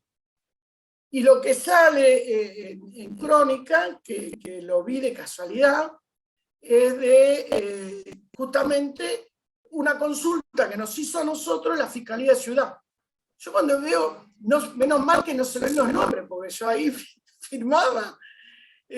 Cuando empiezo a ver los papeles, digo, eso es lo que escribí yo. ¿Qué hace en la mano del periodista? ¿Cómo llegó hasta ahí? Pero eso fue lo más fácil. Pero no sé, hay que... Cuando volvíamos con una colega de 8 allanamientos, las dos nos mirábamos y decíamos, al final somos verdugos de nuestros colegas, porque uno se siente así, pero uno le decía, ¿por qué vos llenás recetas de médico? ¿No podés prescribir? Ah, ¿no puedo? Decíamos, ¿en qué universidad estudiaste? Porque era descaro. Y creo que, no sé, pregunten lo que quieran, estoy acá para lo que se les ocurra. Más me gustaba hacer evaluación de tecnología sanitaria. Era más divertido. Bueno, doctora Lurachi, no hay preguntas, solo hay felicitaciones. Pero quiero destacar algo de un exalumno, porque está muy, muy especial lo que escribe. A ver, no estaba Octavio viendo Díaz Galás Sí. Dice, muchas gracias, es profe. Aún es mi inspiración para ser un buen farmacéutico. Excelente exposición como todas sus clases. Yo creo que con eso estamos sintetizando un poco todas las felicitaciones que estamos leyendo en el chat. Hasta ahora no tengo preguntas. Sandra Lozada dice, lo que pasa es que muchas veces el farmacéutico subestima su propia responsabilidad por falta de conocimientos legales. Y acá quiero aclarar algo. Yo creo que el farmacéutico, el estudiante de farmacia, tiene un área de estudio que es legislación.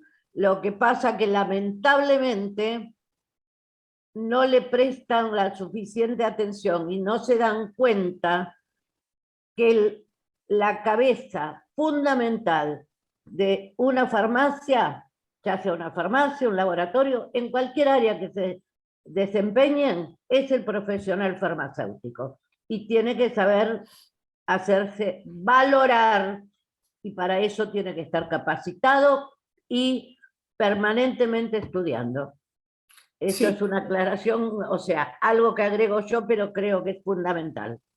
Yo creo que el farmacéutico, yo doy legislación en Universidad Kennedy, y lo que les digo es que la van a usar tanto como la farmacología y a veces más.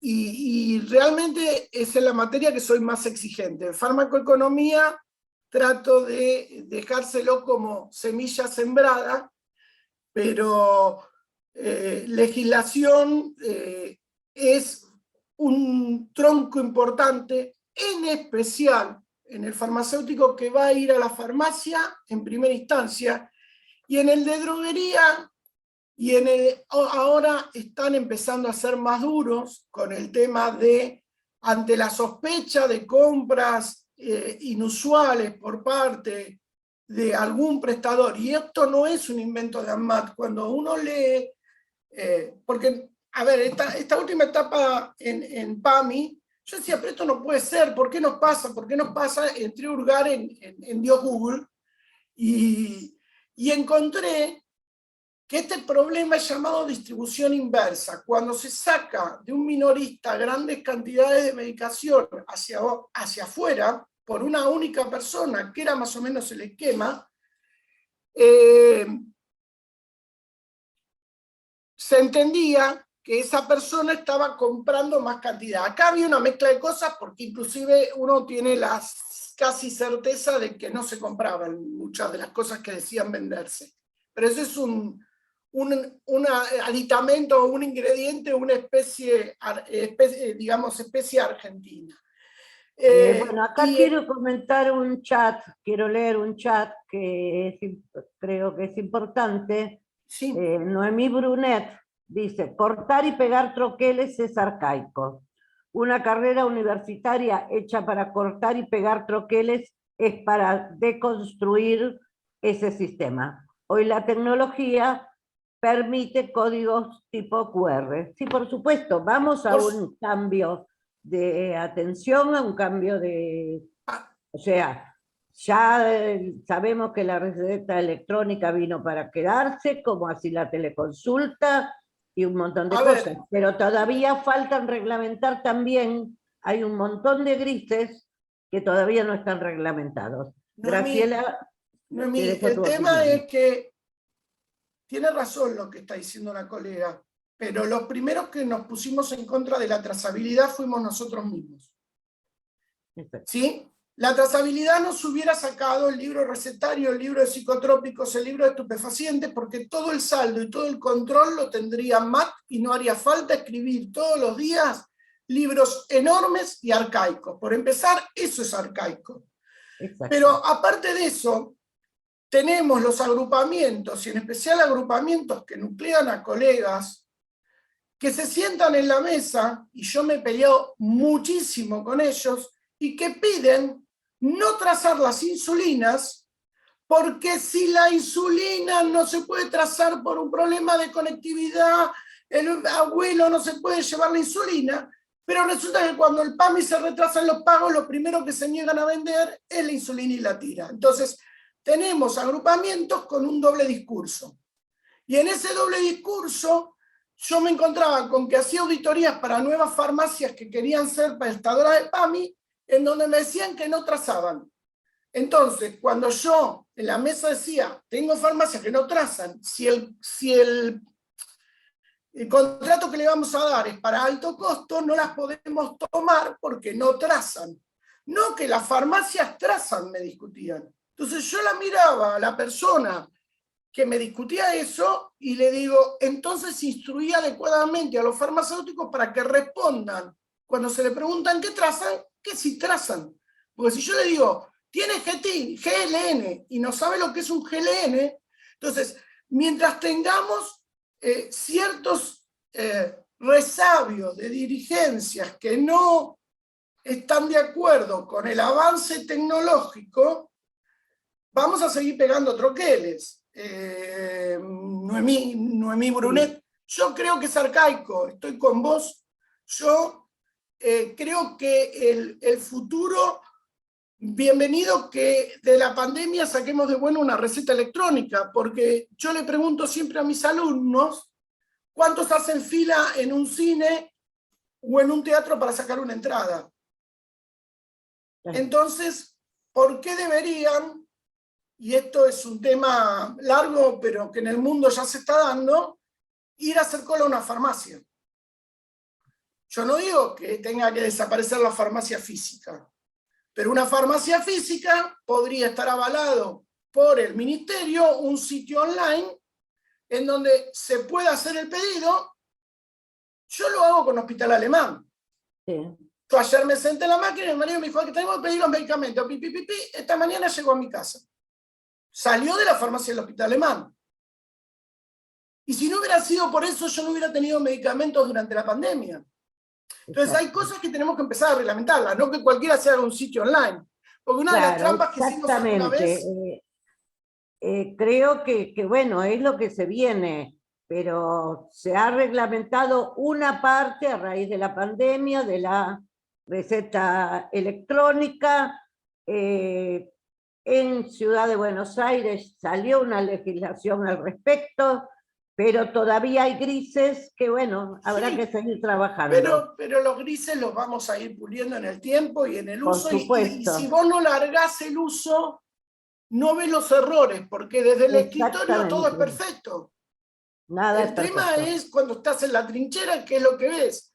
Claro. Yo creo que el futuro nos va a pasar, si no, a todos por encima, y no podemos seguir queriendo tapar el sol con la mano de que no puede haber una farmacia en internet. Si van a ver la legislación española, hay link que promociona la Agencia Española de Medicamentos, que dice que son farmacias seguras. Bueno, que lo haga la MAT, que lo haga quien tenga que hacerlo, y que esos links la gente los pueda utilizar. Porque una de las cositas que hicimos nosotros en PAMI fue meternos en Mercado Libre a ver los medicamentos que se vendían.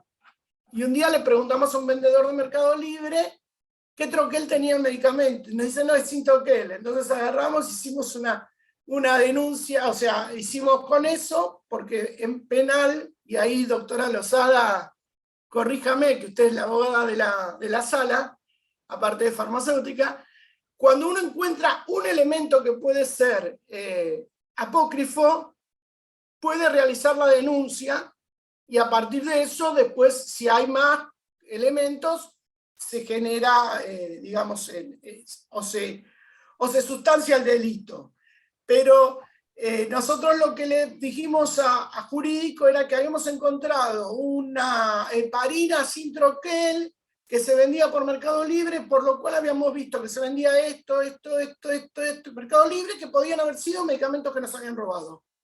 Claro. No sé en dónde quedó eso, pero digamos que uno tiene que tirar todas las sogas que puede cuando tiene que defender la profesión o tiene que defender el patrimonio de una institución, ¿no? Acá hay otro comentario que lo quiero mencionar. Mónica Fariña dice que en legislación no te dan todos los elementos para defenderte. ¿Lo contestás vos, Graciela, o lo contesto? ¿Y por qué no cursó conmigo? A ver, No los sé quién elementos, da, pero no para sé eso dónde está el cursaste. colegio con la capacitación permanente para que todos los colegas estén actualizados. Viviana, te dejo la palabra. ¿Puedo intervenir? Sí. Hay una frase que dice que el no saber no es una excusa cuando uno está ante un juez. Y cuando uno empieza a trabajar en un ámbito, cualquiera sea, uno lo que primero que tiene que hacer es saber cuál es la legislación que lo ampara, digamos, porque las leyes están para ampararnos, no para que se nos vengan encima. Se nos van a venir encima cuando nosotros las desconocemos. Entonces, en ese sentido, yo soy de la Cátedra de Legislación y si bien mi tema no es el que estamos hablando, siempre hay que conocer lo que me reglamenta alrededor mío. Y los farmacéuticos, lamentablemente, es cierto, tenemos mucha ignorancia de las normas. Está bien que también tenemos muchas normativas, pero yo me he encontrado con colegas que de repente me dicen, pero eso es una norma que está vigente, y hacía años que estaba vigente. Entonces, también es un poco la responsabilidad que uno toma cuando toma un puesto de trabajo. O sea, yo supongo que Graciela cuando llegó tuvo que, digamos, empaparse de toda la legislación que correspondía para su puesto de trabajo. Cuando yo llegué a ADMAP hice lo mismo, o sea, empecé a ver qué cosas uno tiene a su alcance para el trabajo y además para su propia defensa en su momento. Lo que yo veo, sí, que hay una gran ignorancia de las normativas dentro del ámbito farmacéutico. Respecto a lo que vos decís, Viviana, cuando yo fui a PAMI, imagínate que con todos los años de superintendencia yo era la legislación vigente dentro de superintendencia desde el 2005, todos venían a decirme hay que cambiar el PMO, no, es potestad del ministerio, ¿por qué? Por la ley número tal. Cuando fui a PAMI, primero la superintendencia me dijo, vos te podés ir en agosto, y PAMI me quería que empezara en agosto. Entonces lo que llegué a un acuerdo y dije, bueno, mediodía estoy en superintendencia, y mediodía voy al PAMI para empezar a ver de qué se trata. Entonces yo tenía que irme a Diagonal Sur y Piedras a hablar con el gerente de medicamentos. Me decís todas las reglamentaciones que tenés para adquirir medicamentos, me decís los números de normas, me los podés mandar por mail. Tenía un problema con sistemas, me tenía que ir a Paraná y Corrientes a hablar con el de sistemas para ver cómo funcionaba el sistema. Porque otra de las cosas que nos pedían, y esto ténganlo muy en cuenta, era de qué IP, ¿saben lo que es el IP? Hay varios IP, pero hay un IP que es el que manda la señal, la internet. Y ese IP, cada vez que apagamos la máquina y la volvemos a prender, dentro de las ACES que tiene, hasta eso tuve que estudiarme, dentro de los ACES que tiene la empresa de internet, vos vas a recibir un número diferente de AS. Y ese número diferente de AS, en un determinado día y hora, la empresa sabe en qué lugar está. O sea, vivimos en un gran hermano, ¿sí? Entonces, la UFI, como nadie le contestaba, yo siempre me tocaba estar en el lugar donde todos dábamos respuesta. Aprendí a buscar a través de Google con un buscador el IP de donde provenía la receta. Porque uno ponía, le pedía como dato que me dieran el IP. ¿Sí? Entonces tomaba el IP y sabía de qué empresa era, Yo no sabía dónde había salido. Pero cuando yo les dije, bueno, escúchenme, ustedes me pueden dar los IP, porque había una denuncia que era gente que facturaba, que no eran los médicos, qué sé yo, ¿me pueden dar los IP de los que le mandan la facturación de los médicos? Ay, no, ese dato no lo recogemos. Pero a todo esto pasé por todo PAMI. Imagínense que PAMI es como una estructura como el país, en donde hay una cabeza central con cabecitas que manejan provincias, que no siempre concuerdan con la ideología política de la cabeza central, porque cada provincia pone su director de PAMI. Entonces, hemos llegado a tener que salir sin que nadie sepa a dónde íbamos para hacer allanamientos sorpresa con la policía. Entonces, la gente quería enterarse porque no compramos en ese momento el pasaje internamente, porque cuando vos compras el pasaje interno ya saben a dónde vas, porque está todo el sistema. Entonces venían y decían, ¿a dónde se van? Y la única que lo sabía era la secretaria, pero que le pedimos que si se enteraba alguien, no lo sabía ni la asesora de Casinotti a dónde íbamos, porque me llamó en el medio de una declaración. Yo tenía...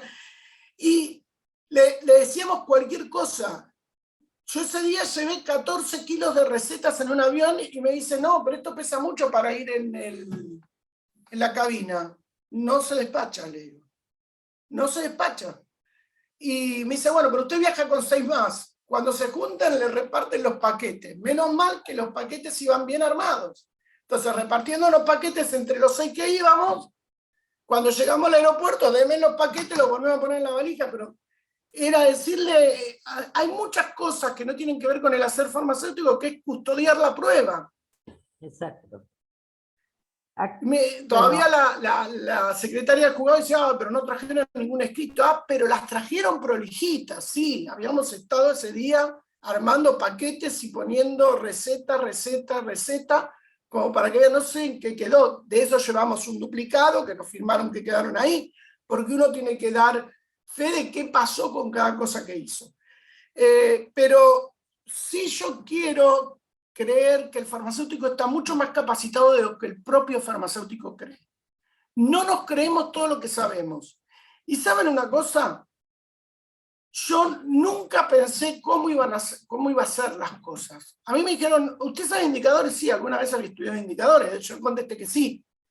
Ahora, después, cuando me senté frente a la computadora, empecé a pensar. Y uno sabe buscar, sabe hacia dónde tiene que ir, sabe cómo tiene que contestar, porque no es contestar así nomás. Yo hoy no puedo redactar una carta de amor porque aprendí a redactar al estilo jurídico o al estilo científico, lo cual hace muy poco cariñosa, ¿no? O sea, todo en voz pasiva no es muy lindo, porque parece que no fuera yo lo que siento. Pero uno tiene que transformarse. Obviamente mi ayudante de la facultad sabe que dice, y pensar que me dijiste, y yo no sé qué voy a hacer, pero acepté el cargo. Y después, lamentablemente, bueno, las cosas fueron apareciendo, fue fluyendo. Sí generamos procesos que los escribimos, pero que no sé si los estarán o no utilizando, ojalá los estén utilizando, porque eran procesos interesantes como para seguir adelante. Pero uno tiene que... Quiero dejar un comentario de la doctora Sandra Lozada, porque creo que es muy importante y está sintetizando un poco todo lo que se comentó. Lamentablemente hay un precepto legal que dice las leyes se reputan conocidas por todos, por eso se publican. Y ese es el motivo por el que judicialmente pasa lo que dice Graciela. No podés ampararte en el desconocimiento de tal o cual normativa. Y como DT, terminás pagando los platos rotos. Eso es lo que creo que es fundamental, que los profesionales farmacéuticos estén en el lugar que estén, tengan en cuenta que la responsabilidad profesional no se la pueden delegar a otro, porque están desarrollando su profesión y tienen un título para ejercer esa profesión. Que vamos hacia un cambio con las nuevas tecnologías, y sí, es una realidad, pero justamente habrá que trabajar para asegurar ese trabajo. Ya estamos hablando de farmacias robotizadas, droguerías robotizadas, bueno, o sea, no podemos ir contra lo que se viene, pero sí tenemos que estar conscientes de que tenemos que ir acompañando este proceso, capacitarnos permanentemente. Bueno, doctora, Noemí, yo quiero una agradecer en cosita. nombre del colegio. Perdóname. ¿Alguien? Yo antes de hacer todo este trabajo tuve farmacia. Tuve 15 años en una farmacia propia y 5 a 10 años trabajé en una farmacia de tercero. Y yo siempre fui una chica un poco rebelde y un día no quería Me comprar parece un que acá libro de somos muchas. inyectables. Un libro de inyectables el dueño. Entonces yo lo miro porque ya me había cansado y le digo, no hubieras puesto una farmacia, hubieras comprado una verdulería. Entonces se quedó y como a los 15, 20 minutos se acerca despacito y me dice, vos recién me diste una respuesta que yo no se la permitiría ni a un amigo mío. Le digo, es que yo no soy tu amiga, soy tu directora técnica. Exacto. Y esa es la postura que tenemos que tener, sin faltar el respeto, decir acá, hay otro caso de un farmacéutico que yo conozco, que cuando le compraron la farmacia a los nuevos dueños le traían mercadería de cualquier lado. Y él le dijo, vos no me podés ingresar esa mercadería porque no viene de una droguería. Yo traigo la mercadería de donde quiero. No podés porque yo soy el director técnico. Bueno, y yo como soy el dueño, cuando vuelva no te quiero más. El muchacho se desabrochó el delantal y le dijo, no, ya a partir de ahora no me ves más, ahora voy al correo y renuncio. Chicos, no hubo desocupación nunca en nuestra profesión.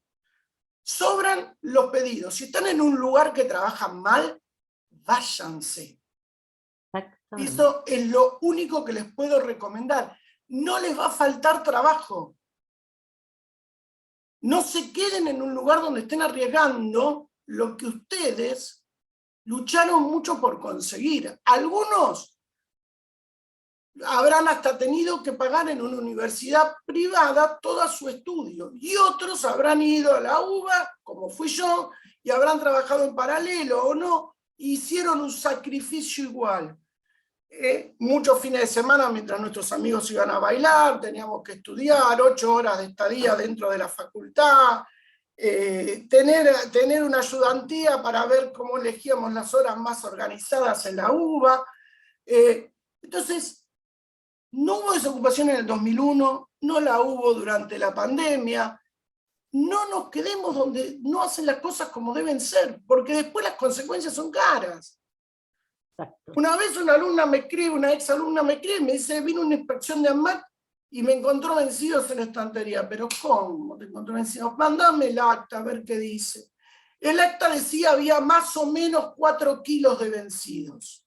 Digo, ¿vos vas a la farmacia? Sí, pero el dueño quiere dejar los vencidos para que vea que hay mercadería. Esto es muy típico de las farmacias chicas, de alguien que no entiende nada de lo que es la farmacia. ¿En la estantería o no en la estantería?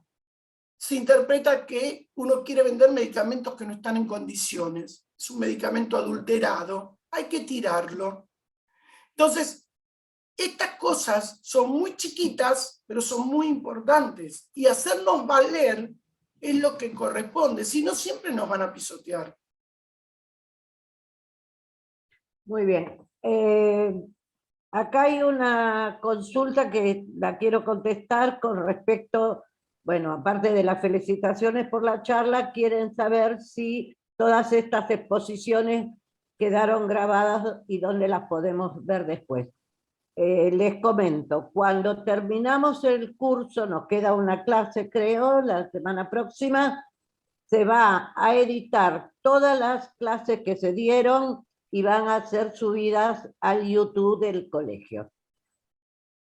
Bueno, no tengo más preguntas, son todas felicitaciones, así que solo me resta agradecer en especial a la disertante de hoy, a la doctora Lurachi, por supuesto a mis colegas, Beatriz Cardoso, Viviana Bologna, María Luz Martínez, Silvana Nota, que cuando les planteé el tema de que necesitábamos armar el comité, enseguida dijeron, por supuesto vamos a trabajar. El comité para la especialidad de farmacia sanitaria legal ya fue formado. Ecuafip ya nos designó como representante a la doctora Lurachi y ya tenemos los primeros 10 profesionales certificados en en la especialidad de farmacia sanitaria legal. Y bueno, vamos por más. Así que les agradezco en representación del colegio y del cargo que en este momento estoy ocupando.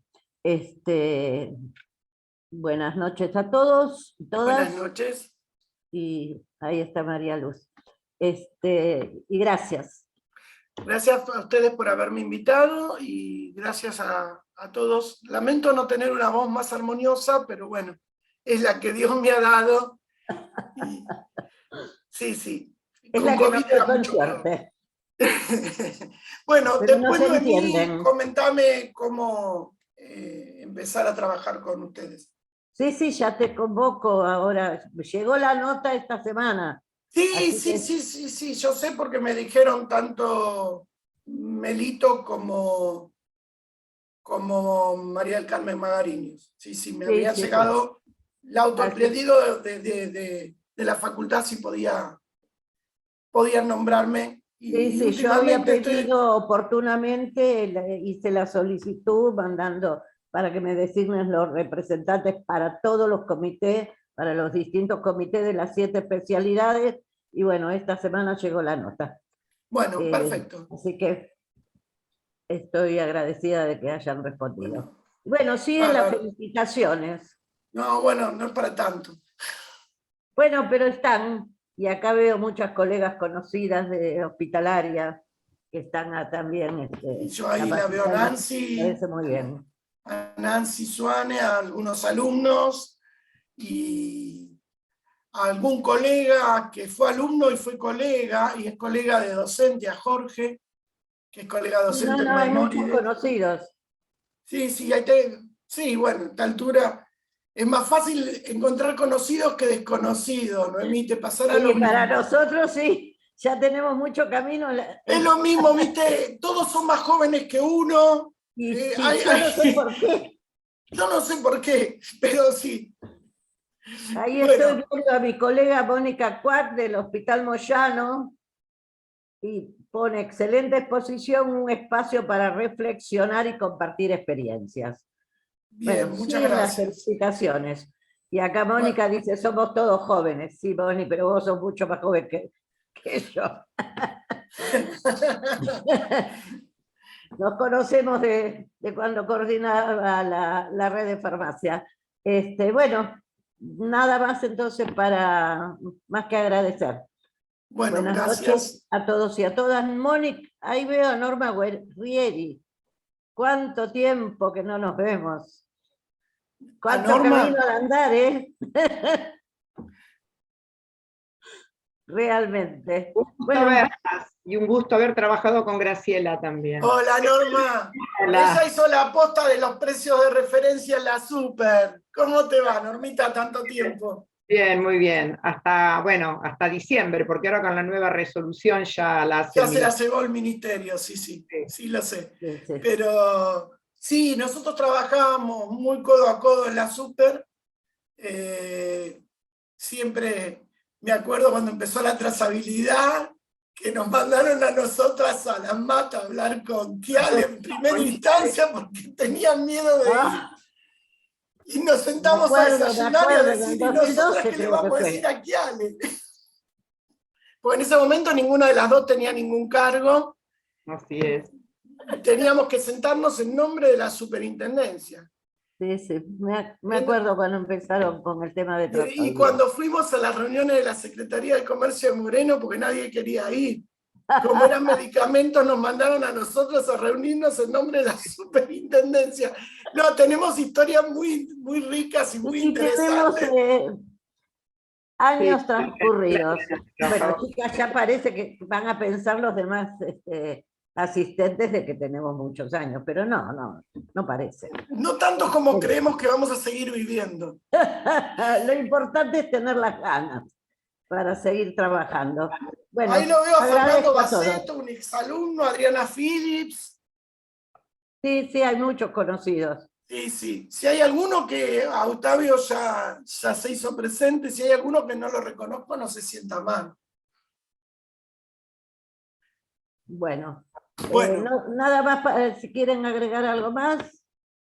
Y si no, No. buenas noches a todos y a todas. Buenas y será noches. hasta la próxima. Chao, Normita. Bueno, chao, nos vemos. Chao, Noemí. Un Chao. beso. Gracias, Viviana. Gracias, María. Y cuenten conmigo. Adiós. Gracias, gracias.